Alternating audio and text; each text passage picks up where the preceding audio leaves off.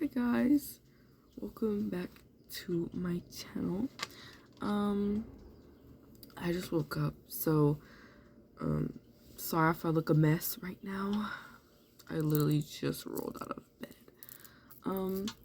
But I just rolled out of bed and decided to come record because I really wanted to do part 2 of our book that we're reading, Dancers of the Dawn. I think I said Dancers of the Night yesterday. I meant to say Dancers of the Dawn. I'm sorry. But yeah. I guess this is My Hero Academia blanket. I'm a big fan of My Hero Academia. I know people call it cringy, but like, and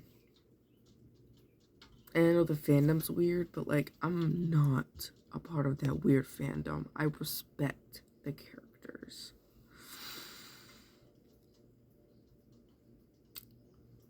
So, moving on to our book, we left off on chapter 1, about to go on to chapter 2, with, I guess, these 3 girls just doing, like, magic on this trader guy, because he was trying to, like, do something bad to their queen, I think,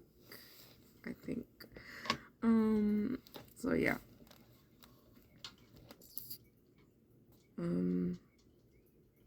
Again, please ignore if I stutter or say the wrong word. It's early in the morning. Well, it's not early. It's like 10 o'clock where I am, but it's early for me because, you know, I just woke up.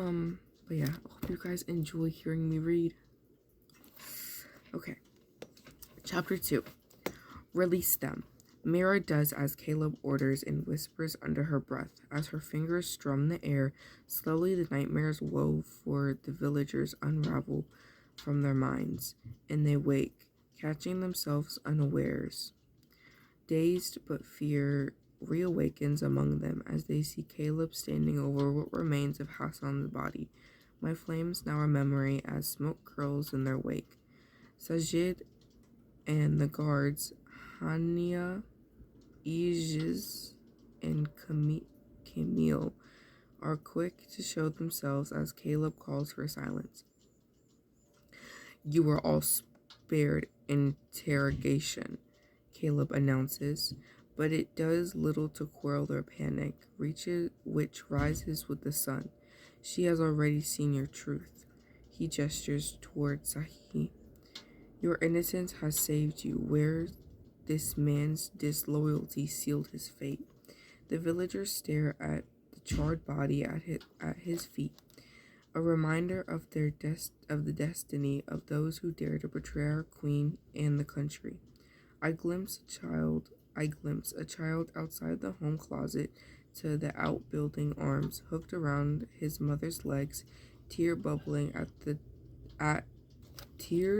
bubbling and lip trembling as he has the same furrowed brow as the man I just killed.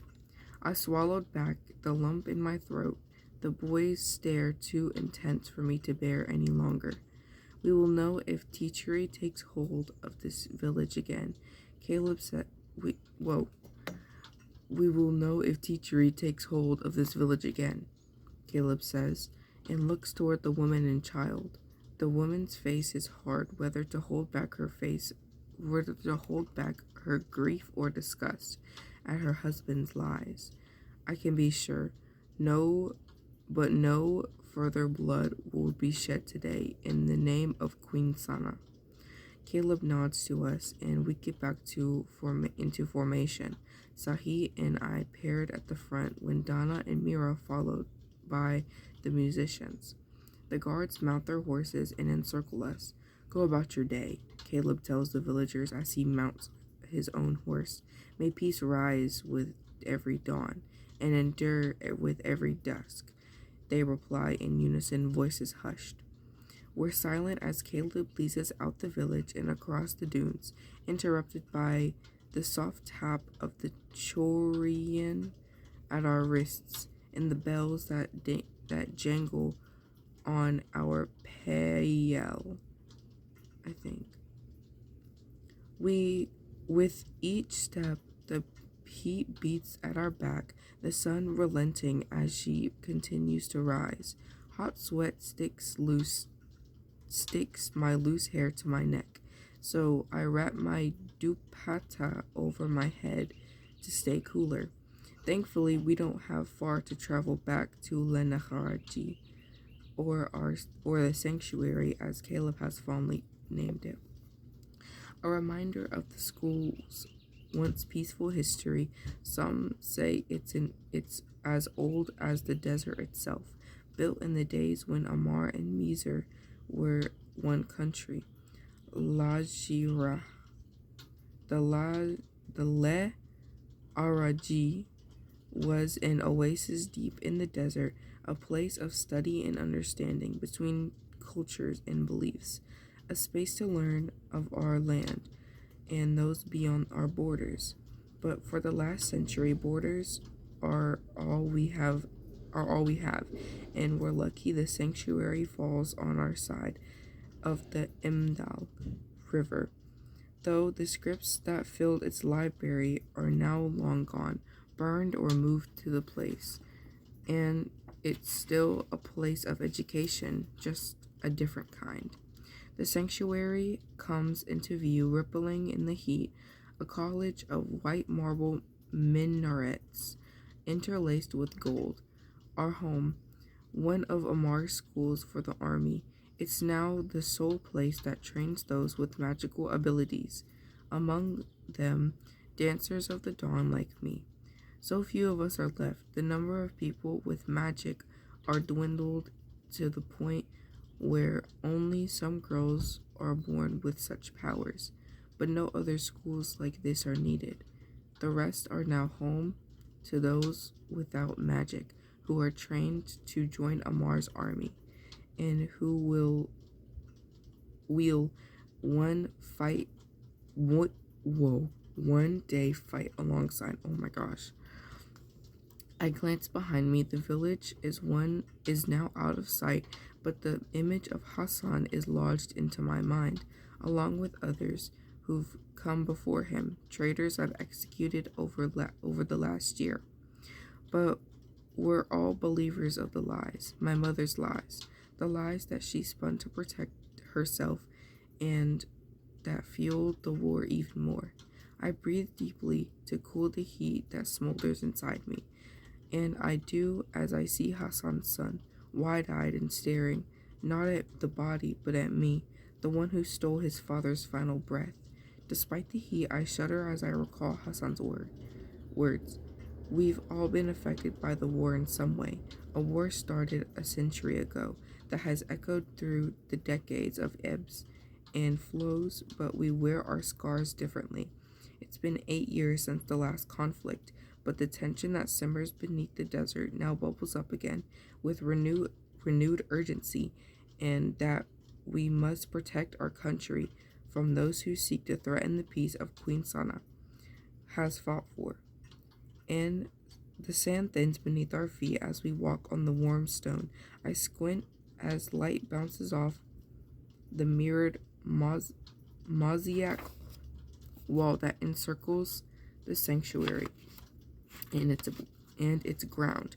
2 guards at the large ornate gates nod to Caleb and swing them open for us. They're from Marine in the north and built like the mountains that adorn most of the region's landscape. It's as though they were made for the role of guard, with their broad shoulders and towering height. Caleb leads the way, and the guards give a slight nod to us as we pass. A quiet thanks in recognition for what we just done for our people. It's not until though the gates which rattle behind us they're closed. Sorry, I had to itch my eyebrows, a little itchy. Where was I at? Closed, that the guards who accompany us to the village break ranks from around us. Dancers and musicians. Sahid spares a glance at Caleb, who gestures that he can leave. Then rides down the pink stone path towards the stables with his guards in tow. When an attendant appears, Caleb dismounts his horse, and the young man quickly leads her away. Caleb finds shelter in the shade of one of the large mulberry trees before addressing us. You all performed dutiful today, as warriors of Amar. The voices... Oh, that's still him talking, my bad. The voices of those who spread false information about our queen must be silenced. He clasps his palms together. Amar's survival depends on your skill, and you have honored our queen by protecting her country and our country from an enemy within our borders. Thank you. He finishes solemnly. Now go eat. Classes begin shortly. There are only 3 weeks in the Lornas, and you still have much to learn. We all bow our heads as Caleb leads. I smother a sigh at his reminder that there are just 3 weeks until we face our last test before graduating from the sanctuary. Finally, Nadia says, with Amina's help as she unhooks the strap around her body that her dahol is attached to and places it on the ground. Overhead, a bell trills, followed by 3 sharp drum beats, our signal that classes are about to begin. I didn't want to eat breakfast anyway, Mir says dryly, arms crossed. As if on cue, Nadia's stomach groans. I need to eat something. Anyone else? She says as she picks up her dole. Sarah nods. That's if there's anything left. We'll see you in rehearsal. Amina waves as the 3 of them disappear in the same direction, as Caleb down the winding path through the gardens and across the neatly manicured lawn to the school's entrance. It's another moment before anyone else speaks, the morning assignment a drain on our bodies. Who was talking? Oh. We should try to get something to eat quickly too, Sahi says eventually, a natural leader among us dancers. But the smell of Hassan's burning body still lingers. I'm not sure I'm hungry.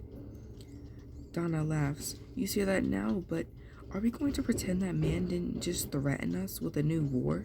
Mira interrupted, her head cocked to one side, and eyebrows raised as she turns to me. Because of your mother's lies?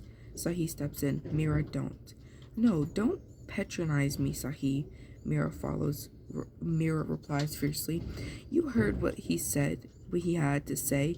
King Fasi will bring war to our country, which means more death and more suffering because of her mother's treachery.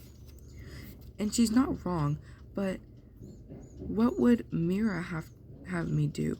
I atone for my mother's fateful betrayal every day.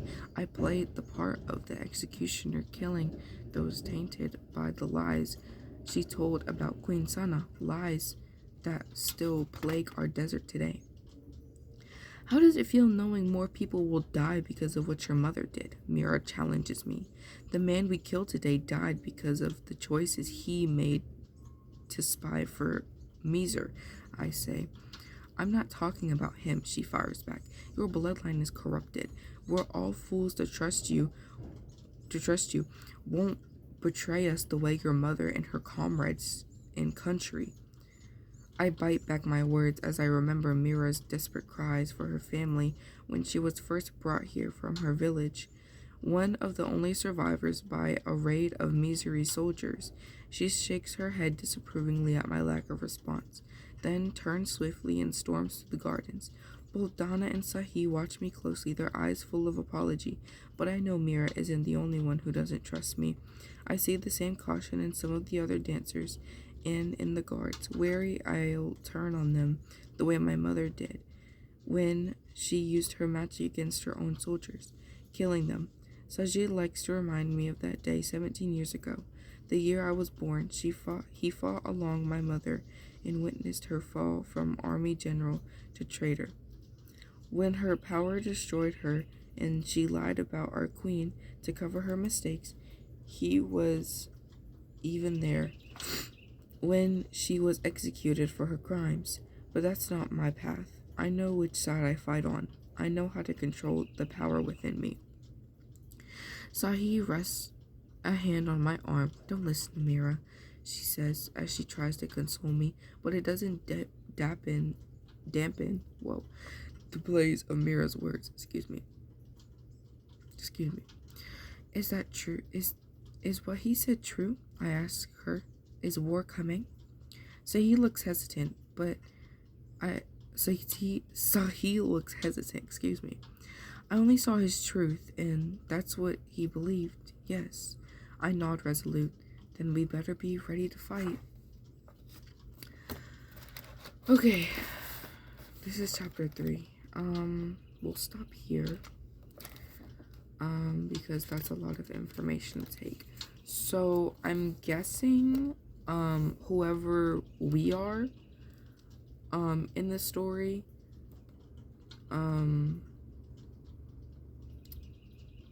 our mom was a queen and then she was a traitor. So like she was a queen and then she used her magic against her people in a bad way, so then she became a traitor. That's what I'm guessing. That's what I got from the story. It's getting heavy.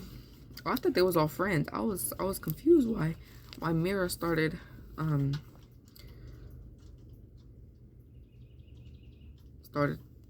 arguing. I was like, oh.